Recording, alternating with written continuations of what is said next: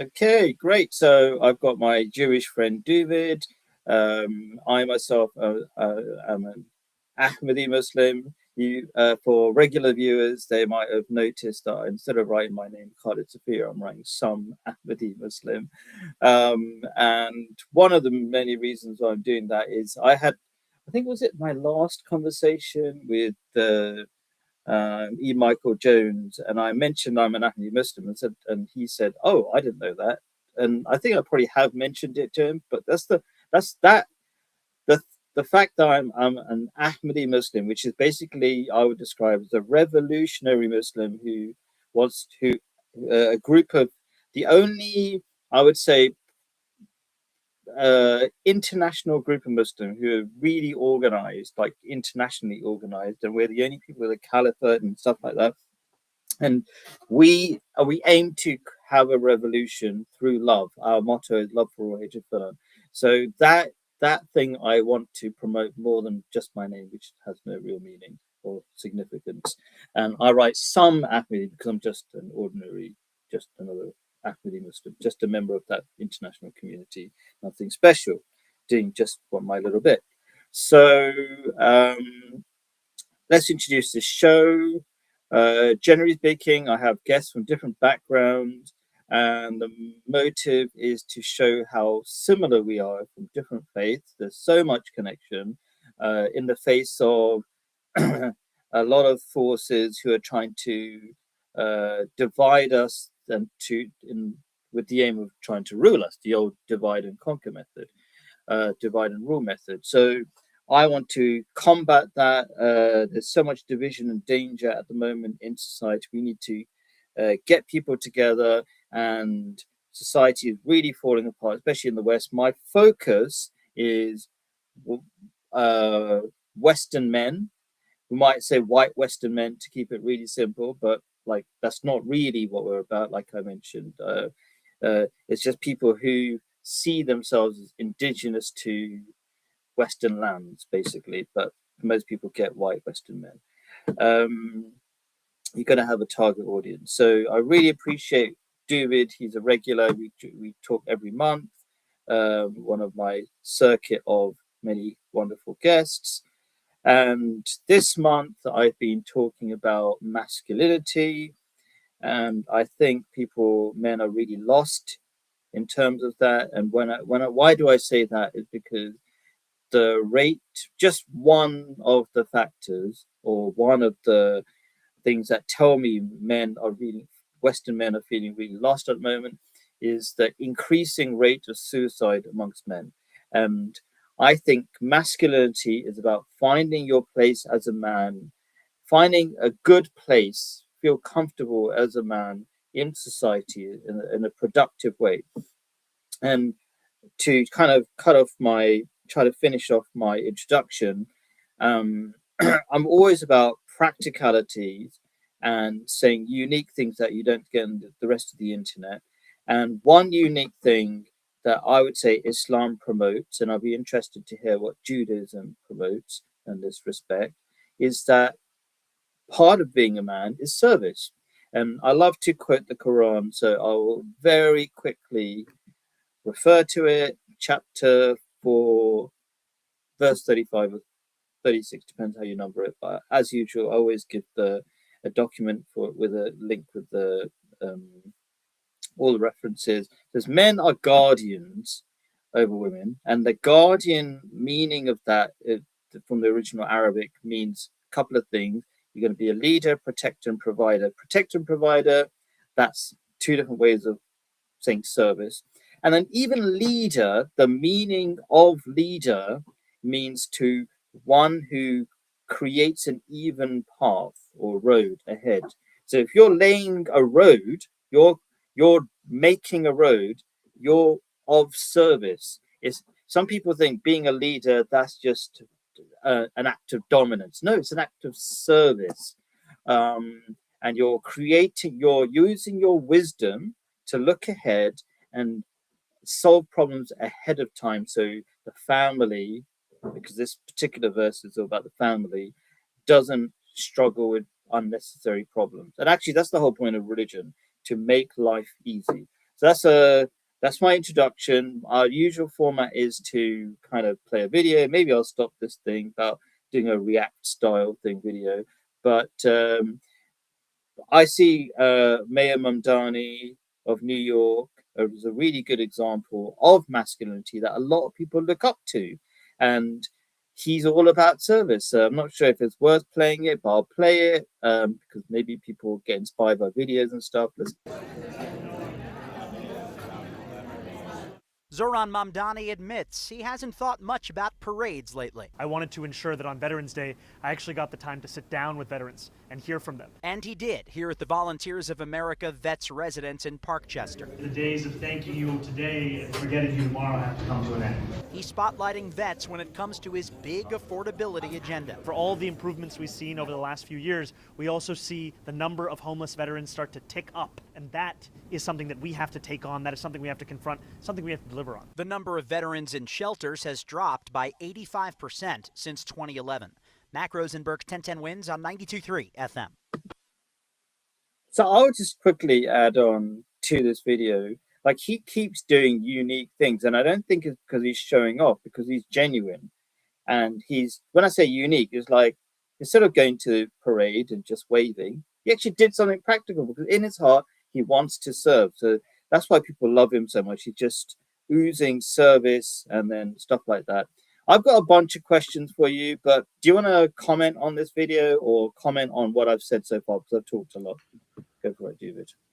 Yeah, first I'd like to comment just on the Ahmadiyya, because I pointed out multiple times in our streaming to say, like, you're Ahmadiyya, as opposed to a different form of Islam that might have a different view on things. That, I've been doing interfaith with Muslims for 20 years, and I just checked Google AI. Maybe you don't know this yourself. There's less than 20,000 Ahmadiyya Muslims in all of America out of about 3 million Muslims. So Ahmadiyya only represent about 2% of Muslims. I wouldn't be surprised globally if it's like that also, where Ahmadiyya. However, in interfaith, Ahmadiyya probably represent like 10% or something. And then if you're talking like outreach, like even New York City, where, have you been to New York City? No, I haven't. No. So I mean, I believe I just checked Google AI, but there's only one Ahmadiyya mosque in all of New York City, and it's in Queens, which is a different area. But like Ahmadiyya, like they set up tables in Manhattan, like they're kind of like Jehovah's Witness in that sense, where if you had like an interaction on the street with like a Muslim, like had a table or gave you a Quran, that it might even like 1 out of 4 chance that the person was Ahmadiyya, even though they only represent like 2% of Muslims. And then there's also the literature that, for like a beginner, and even in like relatively, like Shia or Sunni bookstores, often they have Ahmadiyya literature, because like, for beginners, certainly new to Islam, Ahmadiyya like unquestionably puts out some of the best literature. Although like within, scholars or sectarianism, almost any other Muslim, like they'll say, they'll make an exemption, like Ahmadiyya. And, from like the interfaith circles, like there's different aspects of it. But, and then like, I've been doing this as a Jew long enough where like now I'm not speaking on behalf of anybody. And I'm like, you do it too long, and it's like the most of the people pushing back on you are like fellow Jews. It's like, you don't really speak for Judaism.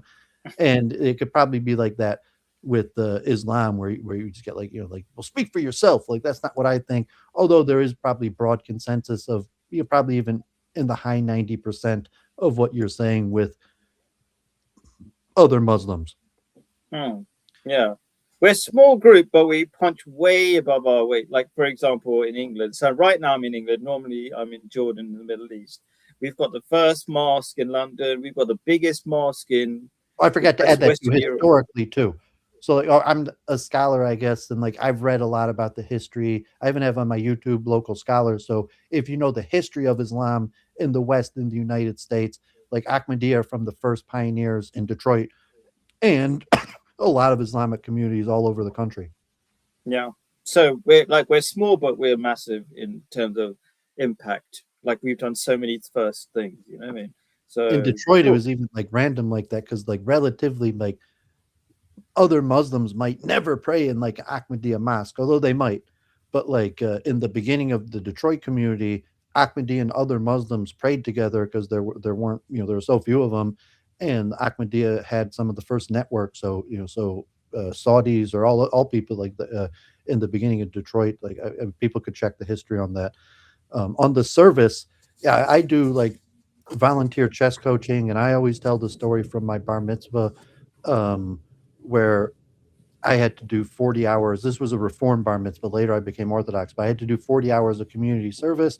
And I did that by volunteering at a nursing home and at my bar mitzvah. If you know Jews or you've been to bar mitzvahs, you get a lot of presents and everybody shows up. And the rabbi, mentioned my service, and he's like, and he didn't just do it for his bar mitzvah. He's going to keep on doing it the rest of his life.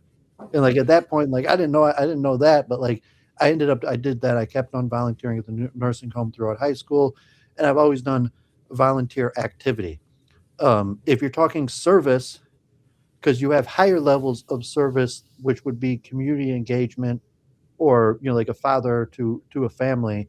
But the essential is probably the exact same for Islam, where it's a required service that any becoming upright Jew or Muslim should be involved in care for the elderly, care for the sick, orphans, and most specifically the poor.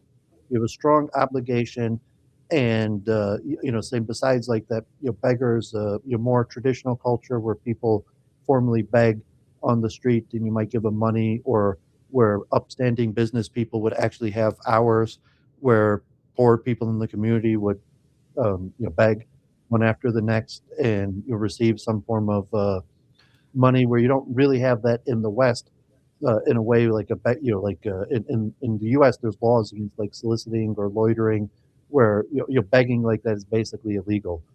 Maybe in like mosques in London or something. Like once you get into mosque, they might allow you to beg, but basically it's illegal to beg like that.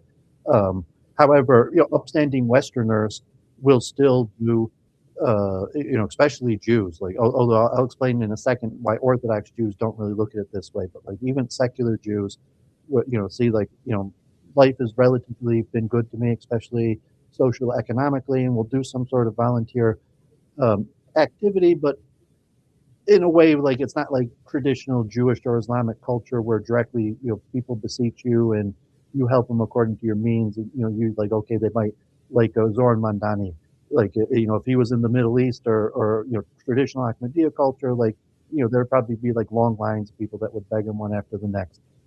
So instead he just does like a few hours a week at specific volunteer activities, and then relatively beggars, you can't reach him. It's just the West. He's protected. Yeah, I mean, begging is not forbidden, but considered not. You shouldn't really beg. But there are poor people who beg, but it's like the last.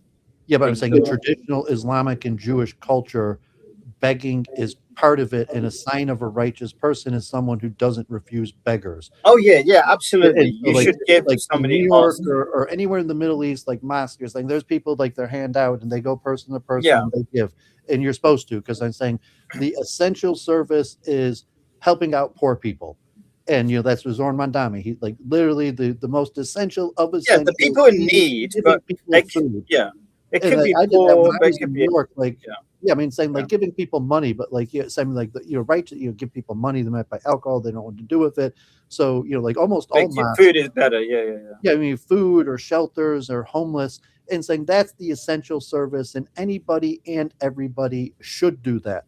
Then there's higher levels of community engagement and leadership, and saying that relatively is selective. And your average person, and even like protecting women or something. Okay, like to some extent, everybody should get married, but getting married is a privilege. And then being a man that is in a protective status of women in the community, like you don't want your average idiot like doing that. Like that, those are selective positions of people who have built community trust, as opposed to like, okay, any upstanding man should protect the weak. And if you saw someone like beating a woman, you should stand up and do something. But even your average man, to put that on your average man, to say like, I'm a man, but I'm weak. You can't expect me to, I mean, maybe there's some Islamic, aspirations at least, but I say that like there's the basic service that is incumbent upon all people, the biggest of those, helping poor people, homeless people the most, but I mean then like the elderly, the sick, or and on from there to the people who actually have the capability and the discipline and regular give back to have some sort of leadership position in. And this is service, right? These podcast, what do you call it? These live streams. We're not doing it for the fun of it. Both of us have talked about this before. We just do it for the sake of God. And what does it mean for the sake of God? We're serving humanity because that's what God wants us to do. So this is service as well. That's the only intention, right? Yeah, and even just to exchange best practices or to recognize that, okay, we're both big boys and been at this for decades, but, could still learn from other people or recognize that, people make mistakes, or should always double check. And even like the interfaith, besides for the echo chamber of your own people who follow the same, but, to put your stuff out there to test how good are my ideas by interfaith or even sometimes hostile haters.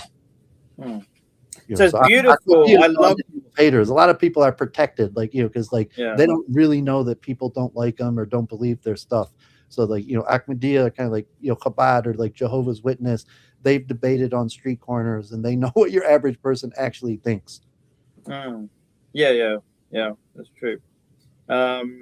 So what was I going to say? I love just listening to the fact that service was like ingrained into you. You've been doing it since you're a kid. I've been like, it'd be weird for me not to be serving people. Like that's how I was brought up since I was like 5-6 years old. I'll be pushing a wheelbarrow, doing something, helping somebody out. You know what I mean? Like it's a normal part of my day. And the problem is it's not cool. So if you have, usually like these days you have to literally like be part of a cult, and in somewhat in America, people's like Ahmadiyya, that's like a cult, but as opposed to other Islamic, it's just Islam. Why is it because we're so organized we look like a cult or something? Because we're very open. We invite people in, so that's not a cult like thing to do. But only cults do that. Like your average people just want to do their thing and stick to themselves. Like only cults are like interested in affecting other people. Like your average Christian or Muslim in America, they're mostly only concerned about themselves, their close people. They're not really that concerned with changing other people.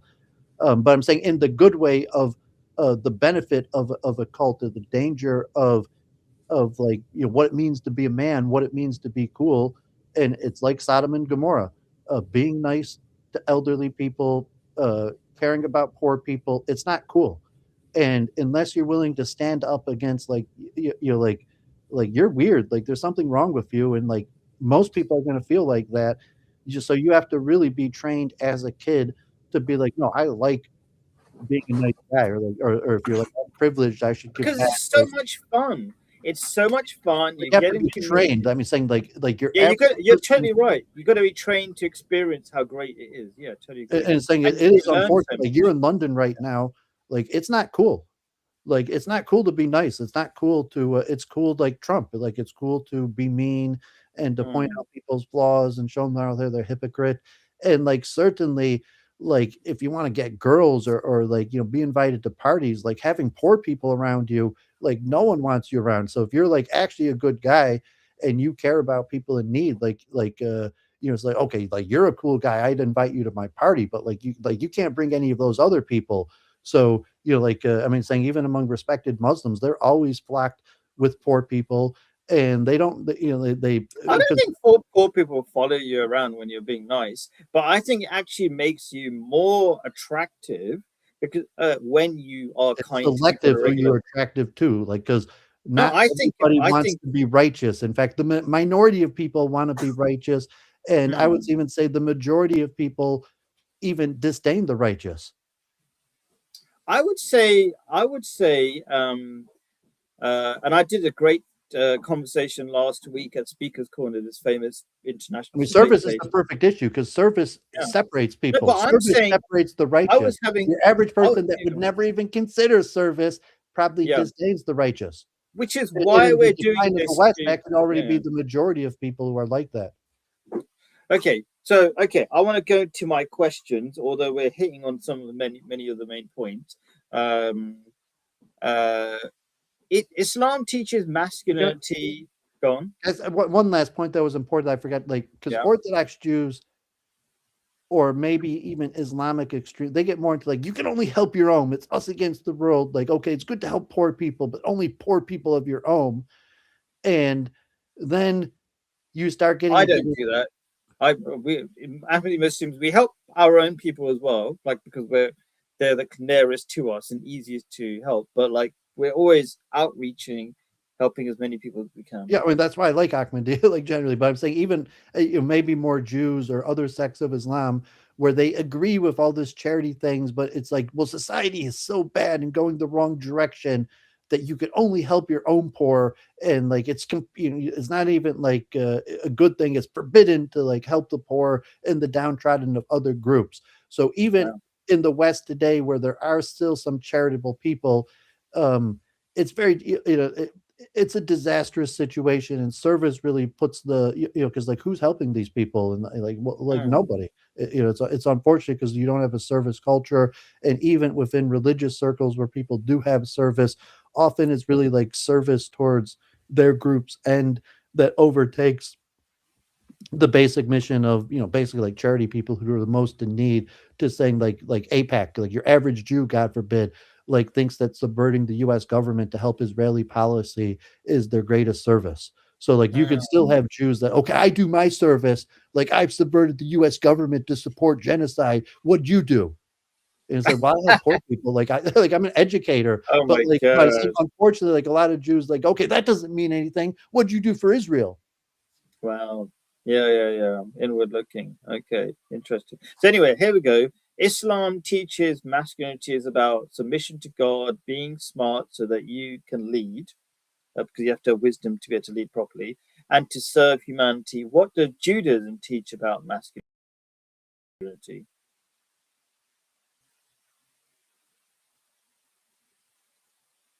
For the masculinity, Judaism doesn't really have strong masculinity in that sense. Like in Jewish men are known for being effeminate. You have obligations to like get married, Wow. to have children. Um, but like Judaism is generally not an honor culture in the sense where, historically Jews avoid violence. Even, like pay your way out of. I'm not saying masculinity is violence. We're talking about really quite the opposite, about Well, service.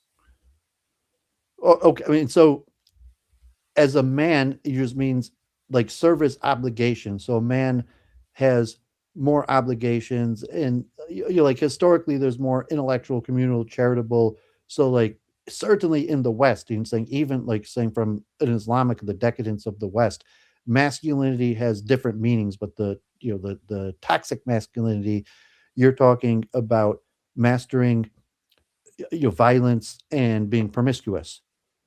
Like Islam is reforming Andrew Tate. Like, Andrew Tate was more masculine until he found Islam, and now he's less masculine. And Well, no, it's definition. This is why we're talking about it, because we've got these supposed toxic ideas of masculinity, which is like mistreat women or push yourself around, push other people around, or maybe focusing entirely on your physique rather than what's inside. And I want to bring it back to why are we even talking about this? Because I think we work on what's inside and finding our place as men in society, we'll feel good about it and there'll be less suicide. That's kind of where I'm coming from. yeah, but the problem, especially for Islam and like talking to Westerners in the manosphere, is that Islam is not solving the problems that say white men are facing from the way that they understand even the population decline, because they're looking at a more evolutionary process of alphas and women, basically just wanting the number one men. So it's not even like Islam and polygamy or something like that. It's some sort of evolutionary understanding that masculinity, like in the sense that it's really uh God forbid, like the strong language that you might find common in the West that makes Islam relatively seem tame and non-masculine. So I'm trying to understand what you're saying. Are you saying Islam doesn't solve the problems, or are you saying Islam doesn't solve the problems of, men according to their own, the Western men's Islam is perception? like Judaism self-recognized, besides for like the pushback of Zionism, but even like the IDF, like relatively they're kind of like, pansies just dropping bombs from behind a wall. But I'm saying Judaism kind of recognizes like we're effeminate. We have an effeminate strategy. But I'd say generally, relatively to the West and let's say African culture, that Islam is not known as being masculine. Islam is known as being effeminate. What? Islam? Yes, Islam is known as being effeminate in the West. Okay, we've just got, maybe I'll click on this thing from our common friend Claire, right? She says, why not agree on the definition of masculinity? It looks like we've got conflicting ideas of what masculine means. And I purposely Because we're brought both this up. God-fearing people who believe in the soul, you're saying, as opposed to the modern atheistic evolutionary West, masculinity is more animalistic and Islam hinders masculinity. No, but we have a different. Islam I is think not masculine. Islam is emasculating people. Even like the circumcision. okay. The whole purpose of circumcision is emasculation. Just the No, fact no, that no. Islam has circumcision is somewhat proof that like Islam is an effeminate religion, not masculine. Let me. You have to be emasculated just to be a Muslim. It's not being emasculated to have self-control, because that's what Islam is about, self-control, and not just. But it is. getting I'm saying rid of your- essentially, like, yes, circumcision is emasculation. What and is the in the difference? West? And in the West, Muslims are seen as effeminate, not masculine. If you don't appreciate that, like, no one in the West No, is thinking but- Islam is masculine. Oh my gosh, it's the most, possibly the most masculine religion. No one here there thinks is. that. Like, who are you talking Like- to? Like, I'm in the Okay, West. Like, no one thinks. If you Muslims think are masculine. Taliban, right? Well, Okay. I mean, those are violent. They're terrorists by saying like. No, but okay, I'm gonna give you some. Okay, I'm not saying Taliban are the perfect examples, but they're famous for being masculine. Muslims No, are saying famous like for being masculine. Africans. I mean, the relatively like blacks are the paradigm of masculinity, and like relatively to American blacks, Muslims are effeminate. We're controlled, and we've got that. We control our energies in a positive way. That's That's really good effeminate. for men. So I'm saying like you're not. So spreading we're not going to masculinity, be you're trying to- agreeing. You're trying to emasculate American men, not make them more masculine. Again, we're talking about my definition is that being masculine means have self-control, because what is a man? A man is how is a man different to a boy? A boy is a child who does whatever they want. They're out of control. A man is a grown-up who's focused. He's got his emotions under control so that he can achieve great things rather than being a What's child. top G? What's top G though? So top G is yesterday's news anyway, but he does talk about. I mean, when he was. What is top G? I don't mean Andrew. Andrew Tate's just claiming Oh. to be, but why is Andrew Tate known as top G? And why is Islam, which has removed his top G status? Like he was top G until he became Muslim. Now he's no longer top G. No, but like he started supporting gambling companies and stuff, so that's why nobody cares about him. But I'm saying, why would was have he been top top G in the first place? I think he became more top G after. Why he can't you just converted. admit it? He was top G because of promiscuity and violence, something that Muslims don't compete in. And saying like Sure. Andrew Tate would have stepped in the octagon. He did. He went to Dubai and he fought Yeah. one of the toughest people in the world. Andrew Tate was top G because he was promiscuous. Hmm. People looked up and- to Andrew Tate because they wanted to have sex with a bunch of women. And if you were pissed about it, he would just kick your ass. And it's like, no, Sure. Muslims are not masculine in that way. And so We're like, the masculine in a paradigm of different way. masculinity, you're saying like, Hmm. no, Muslims say it's forbidden to be top G. It's not even good to be top G. Don't look Yeah, up it's to those terrible to be top G, like that kind of thing. But Okay, listen, but you're circumcising them. You want to circumcise people. the circumcision is good for your That's health. Like, emasculation. It's not But masculinity. it's not That's emasculation. emasculation. It's good for your health. Do you know that people in African countries go for circumcision because it reduces STDs? You know that, right? I think I it's mean, it's a Abrahamic. good thing. It's a good thing. But the point is, That's who disputed, but I'm saying like even from the Islamic Judeo tradition, like circumcision is an act of emasculation. okay, wait. Who That's what defines? differentiated Abraham from everybody else. Okay, can I just make a really simple point? God defines everything for Muslims, right? And God has said, what is a man, or what is the role of a man? Fulfilling that role, therefore, by definition, he's masculine, because masculine means person who's acting like a man. And if you're acting, do you get it? Like God has Yeah, I said, mean this that's is the the definition. Judeo like effeminate, like saying a man is someone who who exhibits self-control over his desires. Yeah, but I'm not going by. That's basically the Judaic, like who is strong, one who controls himself, and the Judaic sense is largely like like the So how can I was you? saying like the Islam is not relatively to like Islam is just a little bit more masculine than Judaism and not even much more.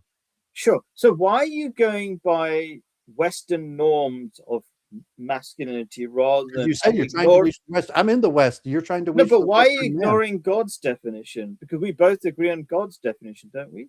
God decides what is masculine, and that's the most healthy way, and that's going to help Western men. Why No, I are mean, we I reverting mean, my to rabbi bad? said different. It's saying like, no, like if there is no God, Freud is right. Like if there is no God, you're just a pansy. Oh, if there's no God, okay. Then you're just a pansy and saying like if there is no God, Andrew Tate is right. Like he should like it's all just like alpha to be the top G and reproduce. Hmm. So I mean, even Okay, like let's. my rabbis used to say like you're not supposed to necessarily think that that the law is logical for the most success in the material world, and often you say like no, the fact is that Islam emasculates you, and it's good to be emasculated. Like Andrew Tate is not your role model. Well, yeah, now he's definitely not now because he's not really following Islam very well anymore. But he's anyway. just someone who's good at it. So you say, okay, your average Muslim, your average Jew, I mean, just your average man would like to be able to, basically have sex with as many women as they can, and to anybody who crosses them, just beat them up. And you say like, well, why can't you do that? And you say, well, because of God. Like there's karmatic law, and even if you're stronger than other men, or other women desire to have relations with you more than their husband or something, and even let's say theoretically that like there is a top G, there is the alpha, and he can just beat people up and have sex with their women, and there's nothing they could do about it. You're saying like, no, God runs the world, or you're looking at Islamic law. And I agree with the karmatic idea, which is what goes around comes around. If you have sex with strangers and then you throw them, like you discard them like on a one night stand, your soul is going to suffer, right? Is that what you're talking about? Karmatic role in Masculinity, toxic masculinity often has, even like Andrew Wilson or some Christian Islamic, it's a form of might makes right. And you're saying like, no, Judeo Islamic thought, like might does not make right, and a masculine view of might making right is completely inaccurate and heretical. Just to be clear, though, I think we both agree that our religious teachings have a different definition of masculine, and that is the thing that's going to make men more healthy, right? It's a healthier. Yeah, but I'm just straight out saying that here in the West, my definition of masculinity is relatively effeminate. And okay. I would say relatively what you're describing as masculine in my area or my experience with the West is actually relatively considered effeminate. Like even Muslim kids, like, they want to have sex with a bunch of women and beat people up. Like they don't want to like study God and text and give charity and help out poor people. Okay. They want to have sex with a bunch of women and beat up their enemies. Do you think following? I mean, what's your answer to that? You're going to say what? Like, are you disagreeing that essential masculinity is having sex with a bunch of women and beating up your enemies. Um, And so if you're not preaching having sex with a bunch of women and beating up your enemies, you're not preaching pure masculinity. but You're actually I'm preaching a emasculating better. people, effeminating them. No. You know why it's not emasculating? Because the people who have to have sex with lots of different strangers have to go through a lot of effort to have sex with lots of strangers. But we've talked about this before, that people who are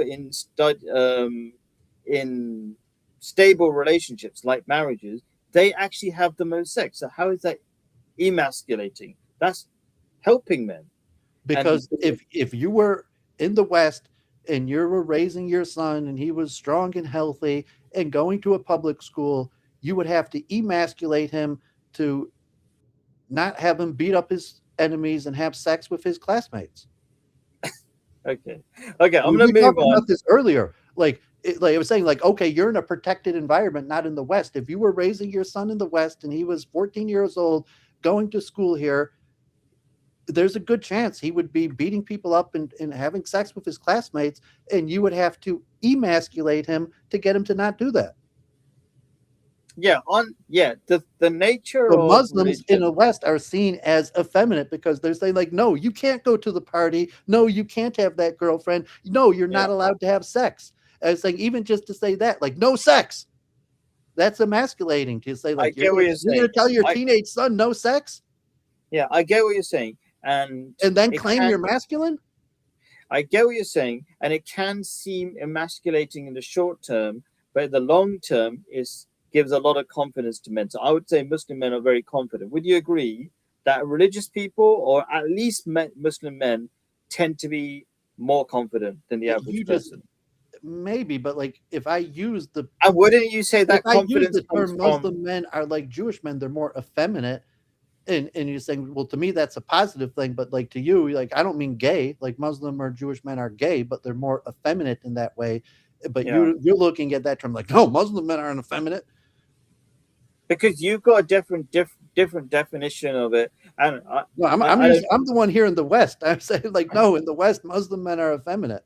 okay, cool. Let's move on to Are this you one. disagreeing with me? Are you saying you think I'm wrong that your general perception of Muslim men in the West is masculine? I'm saying like you think I'm wrong to say like no, the general perception of Muslim men in the West is effeminate. Look, I've kind of answered that lots of times. I get the impression that the average person in the West considers Muslim men very masculine. They look masculine. They have big beards. Okay, they act confidently. They raise children. They have big families. They are leaders, like Mamdani and stuff like that. So they're leading left, right, and center. So these like are all signs of like they're like family value You've got a conservatives. more coarse Those are the definition. family value conservatives, though. That's not You are pandering to a more coarse, lower end level of masculinity that little teenagers follow, which is, how many girls can I get, and No, it's can even I Trump. do I have a six Even pack? our President Trump, it's not just black people, it's all entertainment fair enough, culture. fair enough. Even our politicians, like marriage, Trump was more respected when it came out he was having sex with porn stars. And saying Oh my God. well, I it's just don't the know. fact. You want to target the Is that West. a fact? This is the West. He was respected for having sex with porn stars. Yes, like Trump is a hero because white men also want to have sex with a bunch of women, and they don't want to be Muslim. They want to be like Trump. Lonely white men who don't have not really relationships. lonely white men. Like your average white man wants to be like Trump. They want to have sex with models and beat up their enemies.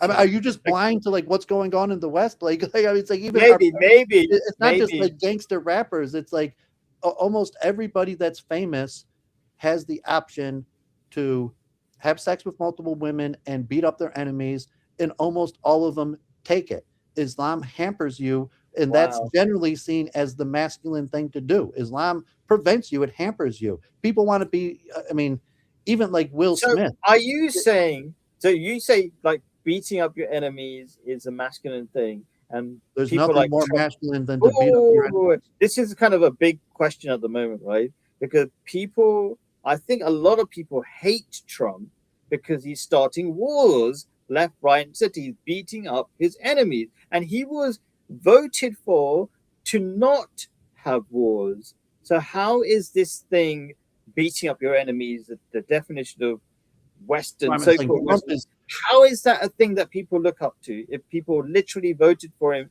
not to beat up his enemies? masculinity is more, you're like Trump, you win, you win. You're saying like, okay, like, like you and X and Y have an argument, like we're men, we're just going to gather in a circle and you're going to slug it out, and whoever's left standing, they win. And so it's just you win, you win. Like I like this guy, I like that guy, I'm going to go with the winner. That's masculinity. That's Trump. And you saying like your enemies, they're saying Trump is beating up his enemies and saying those people who are they're the ones getting beat up.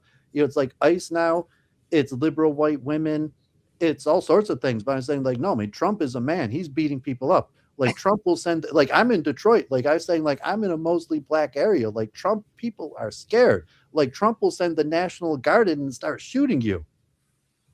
Okay, I want to if move you're on. not properly scared, but it's saying like Muslim, you're like, no, you're not allowed to shoot into the crowd. It's like, okay, Yeah, like you yeah, pansy wimp, you Muslim pansy wimp. I'm a real man. I'll shoot into the crowd. Well, I mean, Okay, you're let's laughing, move but on. saying like no, I that's wanna the state of affairs.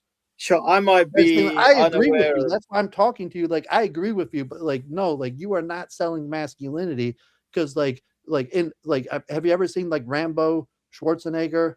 Sure. I mean, though that's masculinity. Like Islam is not Yeah. masculinity. Yeah, I hate those Hollywood movies because they promote guns and shooting people, and that's heroism. Which Yeah, but is you're not. heroism. You're missing the point. Yeah. You're falsely, because they promote masculinity. Yeah. You They're just want to yeah. pretend like you're masculine. You just say like no, like I don't want to have. But I was saying, you say like no, I like if there was a supermodel that was willing to have sex with me, I'm a God-fearing man. I would say no. Sure, agreed. If there was still I'm not cool. Yeah. I'm not cool. Can Like, I move on to the next question? Is why do men need to be masculine? I think it helps I men. think men need to be emasculated. They don't. I mean, saying like generally there's some men, but saying like no, relatively, men more need to be emasculated, not masculine. Okay, but hopefully everybody. I think that's even the Yeah. Judeo view. It's saying like if you got like the first thing we would need to do is emasculate you to say like no, you are not going to touch any of our women. You are not going to be getting into any fights. Like So no, I'm sorry, when no fights, no touching our women. Yeah, agreed. Okay, fine. But let me say Okay, that's emasculating. That's not it's like, It's emasculating according to a Western definition, and it's masculine according to our tradition, which is both the Jewish and Muslim traditions. okay. Yeah, Cool. and I only Just know clar- that because just clarifying this, what you're talking did you about. see like this? You could take lessons out of it, but there's this big expose and it's negative about the Kiryas Joel, the town of like 30,000 Hasidim. And like, it's negative because they're mostly on like welfare and food stamps. But like if you notice, you have like these. Are you talking about Jewish group? But I'm saying you have these huge together families, and there's no gays. Like here in America, like a town of 30, and I live like most Can you Jews, rewind? most I didn't like understand what people. you're talking about. Are you talking about this society? Where is this society that you're talking about? This is upstate New York. It's called Kiryat Joel. Okay. It's about an hour from New York City. Okay, and what kind of people are they? Jews? Did you say? They're a sect of Hasidic Jews called Satmar. Most of them speak Yiddish as their first language, and they live some form of ultra Orthodox Judaism. Okay. But recently, this popular streamer who exposes scams did a stream on it exposing welfare abuse. Okay, got it. Okay. But I mean, saying besides for like the welfare abuse, you just see like there's no gays, there's huge, relatively happy families, and like that's like what traditional Islamic culture is. Like very few Jews are like that. There's only a few 100,000, and like those people literally don't even teach their kids English. They just say like once their kids once their kids learn English, like there's no way they're going to be able to keep on perpetuating that culture. Wow, that's fascinating. Fascinating. I don't know how they live in New York and they don't speak English. That means they don't talk to outsiders, or they don't. Well, I'm saying they just have adult business. So it's saying that you have like your men who are chosen for leadership who eventually enter the business world, and then your adult males who who speak. They're the ones who speak English. Yeah, and it's saying those are the people those are the people that see how bad New York City is. They do business Right. there that they don't even teach their own kids English. I'm saying it's actually Wow, like a lot of these fascinating. big business people that like that do big business in New York that don't even want their kids speaking English because they're saying like, no, I mean, like, unfortunately, it's saying if you're Hasidic, you always get bad news basically because Hasidim are anti-gay and anti-feminist. Okay, I want to answer the main I mean, in question. that manner, like, I've been doing this long enough where I don't even argue the masculinity. Like, I'm not masculine because I know, like, I'm not cool. And like your average teenager, like, they have no interest in hearing what I have to say because, like, I'm gonna say like restraint, long-term planning, and like to them it just sounds like effeminate. Like, people even think I'm gay. Like, God forbid. Like your average. But I'm saying because like they say like, even Muslim guys, they're saying like if you were on a street corner, like, it is so different here that people might think that you're gay. Wow. Okay, fine. I mean, okay, cool. I mean, you're in London, you're disagreeing? Like, it's not like that in London? People don't call everybody gay. I think maybe teenagers do just for fun of it. But okay, does service make men strong? Yeah, I mean, strong in self-control and to standing before God and just saying like, because saying God has been good to me. I want to give back. In the US, you have like Masons or Templars, and one of they're semi-popular and they require service, but one of the principles is you're not allowed to have any gain from your service. And like, I mean, sometimes you could network or things happen. Just say, I'm going to give back. I'm going to serve food at the food kitchen, or like Coach Chester, or whatever a person does, like urban farming, helping old people. You're saying, I'm here to help. Like, God's been good to me. I'm setting aside So time. do you think, yeah, I totally agree Yeah, with saying that. like So, that makes you strong in the sense like you're strong as a person, you're yeah. strong in your identity, you're strong in your faith of God to And say, then you're more capable. Would you agree that you become more capable because you're able to persist? Like, the Nietzsche saying, if you have a why, you can get through anyhow. So your why is a sense of service, and then you can persist more. Like, if you're a selfish person, selfish people, I see, collapse so easily. And I think that's one of the things I want to help modern Western men with, because of this individualism. It's actually made them weak. Would you agree? Individualism makes you weak, so you can't persist in difficult goals. yeah, there's a famous biblical quote that you probably like that it say the righteous live their days and the wicked the days live them. And just means like if you're grounded in righteousness, you have a larger level of free will. So you're grounded Mm. in yourself and your obligations, and you have your regular daily obligations. If you're superstitious, like about just interacting with like a person in need, or saying, oh, does God obligate me now, and do I to intercede in some sort of communal affair, or to try to alleviate the suffering of another person. But you have to have that I don't get what Claire is talking about here. What does that mean? Ahmadi Muslim answers to be attractive to women. I don't get that. So you can explain that, Claire, so we can have more interaction with you.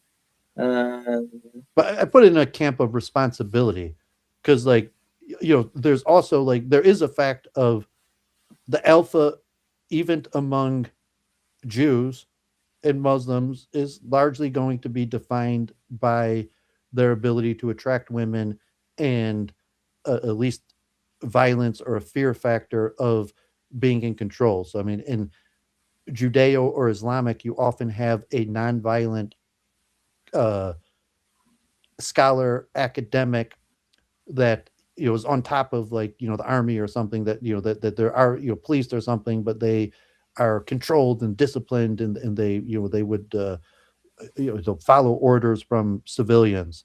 But even Judeo-Islamic, like that, there is still the recognition of the ultimate like masculinity strength is going to be standing up. And obviously Islam and Judaism both have a strong martyrdom, where the ultimate strength of a man. This was one of my favorite stories I heard when I first went to Israel. This man, Rabbi Marks, did a huge Passover Seder in the open. This would have been like 1997, but like, God forbid, he was a Holocaust survivor and he was in the camps, and he came from a small town, And he said when he was a kid, there was like this freakishly strong guy who could bend steel rods with his bare hands. But times turned in the 30s. They were both on the train car, going to the camps or whatever death could have been upon them. And this muscle man, circus freak muscle man was breaking down and crying, and he was looking at the rabbi. He's like, "Why aren't you scared?" And the rabbi was like, "He just wasn't scared because he accepted his fate." He was like, "If I die, I die." You like got like put his thing in God, and the big muscle man was like, "How come you're not scared?" Breaking down.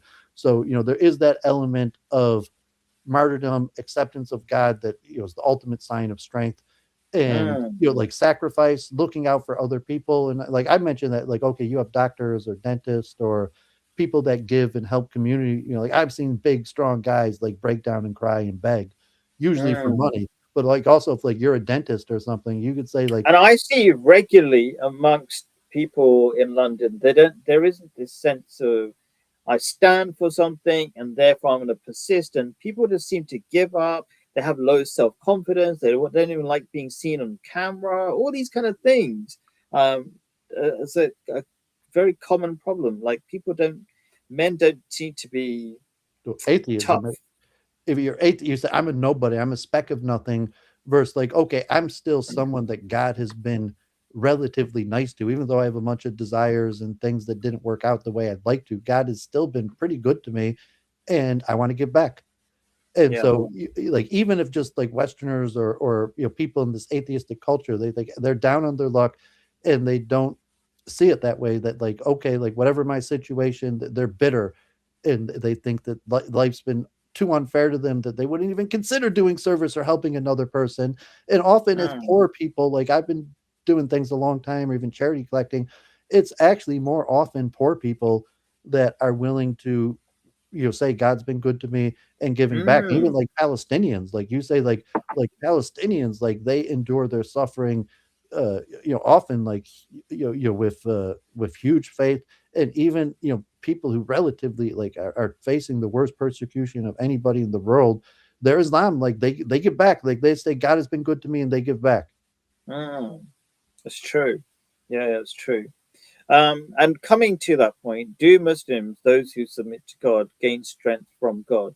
So that I should maybe, do you think that's true? You could give it from a Jewish point of view. Do Jews, those who submit to God, also gain strength from God? I think so. I think there is a sense that, like, for example, from an atheist perspective, everything is random. There's no point. There's no purpose, right? From a Muslim perspective, everything's according to God's plan. It doesn't mean you do nothing, but like if something bad happens to you, there's a reason, and it's not random. It's for your benefit, and you can become stronger from it if you learn the lesson. Because that's the whole of life is learning lessons. So that mindset is it's not random. Things are going to get better. If you learn from it, you just become stronger and more powerful and more capable. Blah blah blah. Doesn't that mindset make you more powerful and just the literal strength of God through you as well? Well, yeah, but I mean, it's the paradoxical where you recognize that you have no power. Your only power is God's power. So Yeah. if you call that like emasculating or something, like what you don't actually have power. Like no, God has power. I don't have power. Humans don't have power. I think okay, maybe in London, like I don't. You see like Hasidic Jews or something like that, and sometimes Muslims too. Like Muslims are often more athletic, but you often you have Muslim like nerds. They've never done a push up, and like certainly like I mean, like obviously Zionism, but like in like Stanford Hill, like you have a lot of like Jews. They've never done a push up in their life, but like they have like like a fear of God, and certain like you sometimes even see like videos that like they live in dangerous neighborhoods, and you just look like you be careful, you get in trouble. It's like what there's no cops here, like what are you gonna do? But like just like a fear, like like no, like God runs the world. Like I don't need to know how to fight. You're not gonna get away with this. And even like the last words, like you won't get away with this. The sense like well like what are you gonna do? Stop me, wimp? And say like just like no, I fear God. I have confidence in the Talmud. Clearly, I mean, God forbid, is actually one of the heads of the JDL in Brooklyn who had a big house, but I used to occasionally go there and because they had big gatherings there, but and I actually used to sing for them. But he had the quote from the Talmud. He actually had a sword on the wall that says, "God forbid Even if the enemy has a sword to your throat, know that your fate is determined by God, not your enemy. And so saying like I was in Jerusalem and I knew Hasidim, or and I've even seen Muslims like that, like they're scholars, like all they do is pray and read books. They've never done a push up in their life, but they'll put their finger right in their face. They got no fear, saying Yeah, like like something that's on right, like and they're just the saying like history. you're not gonna hit me. I would say like dumb goy. It's like of course you're thinking of hitting me because like the brute you are, because you don't fear God. And but it's saying like I've seen people who fear God like that and they animate, and to some extent like yeah, like you meet someone that really fears God, and it puts a fear even in someone, let's say, who has more physical strength or power strength. And to say if you're a believer, there's like there's nothing really, that's the only thing you could pray to do is have God act through you. Saying that, and Yeah. every almost Um, all Muslims like it's like you start, I've been to mosque kind of thing, like you guys start your speeches with like any of the mistakes are mine. Like we praise the God. that's If totally there's like any mistake, it's because I made the mistake. It's not Allah, it's you're not a the scripture, it's not you're a big Muhammad. fan. You're a big fan of MMA, and we've talked about Habib and his famous thing that he would always point to God. He would bow to God when he win, and he would say Alhamdulillah. He's famous for all praise belongs to Allah. Like he, every time he would win, he would say that strength he gained was from God. So it's exactly that mindset that makes Muslims powerful, and I'd say any truly religious person. Well, I mean, God is powerful. So this is Yeah. the opposite. You're saying it's paradoxical. Like you're saying, like I mean, in the Hindu terms, you're saying that like that'd be like a Mayavadi, it's a heresy. Man is never powerful. There's Okay. no Agreed. such phenomenon as man being powerful. Only God is powerful, and the Yeah. righteous are only powerful in the extent that God act through them. Hmm. And saying that with that Absolutely. like a strong theological term, like that's just factual. Like man has no power. Yeah. And like if we look at the example of the prophets, Moses, Muhammad, whoever, right?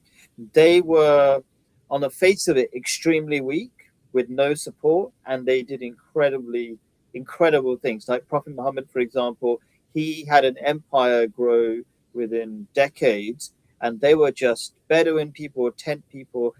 People have given the example that they were like today's Eskimos, right?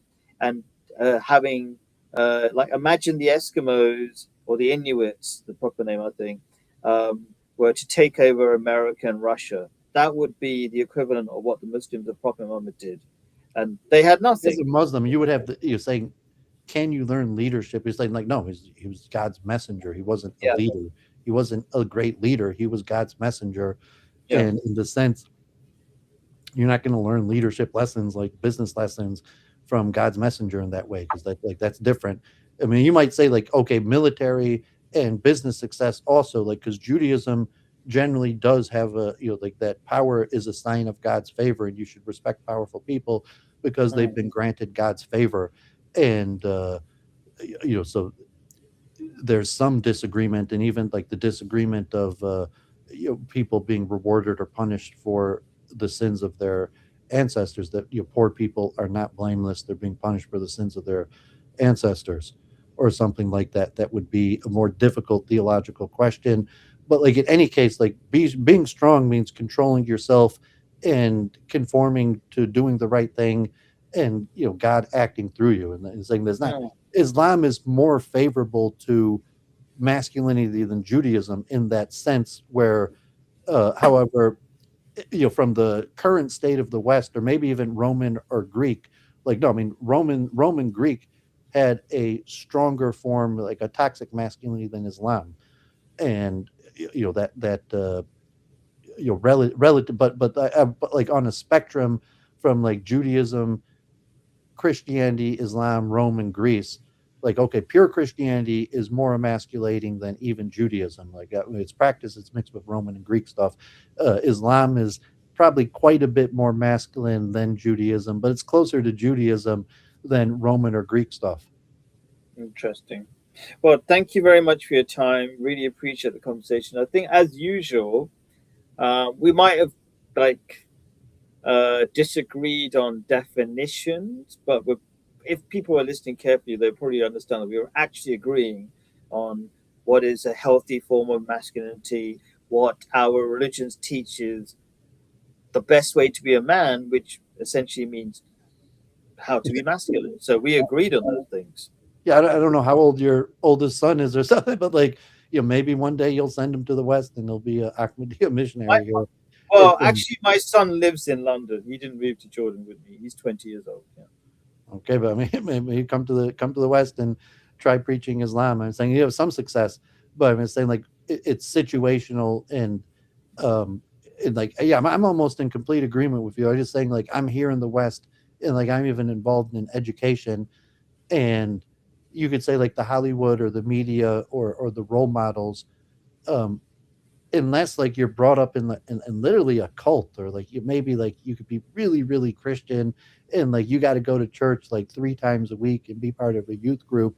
Your role models are going to be the general American role models, and being a good person is not cool.